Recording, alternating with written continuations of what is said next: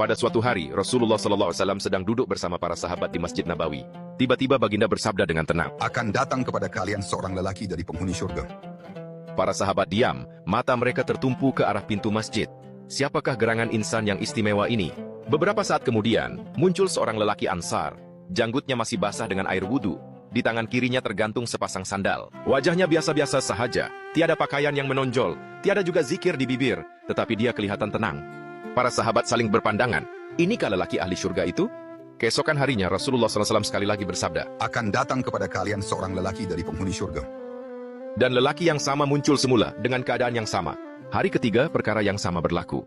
Sahabat yang berada di situ semakin ingin tahu, apakah amalan lelaki ini hingga Rasulullah SAW mengiktirafnya ahli surga?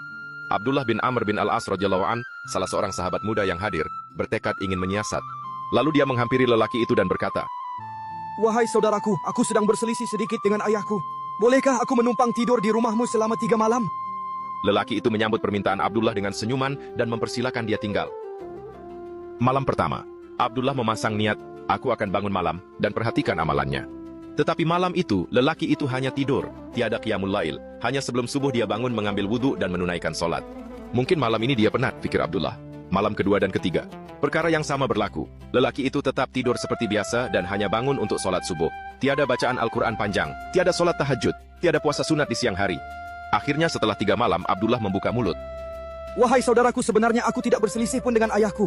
Aku hanya ingin mengetahui apa amalanmu, sehingga Rasulullah SAW menyebut engkau sebagai ahli syurga sebanyak 3 kali. Lelaki itu tersenyum. Kemudian dia menjawab dengan jujur. Amalanku tidak lebih daripada apa yang telah engkau lihat.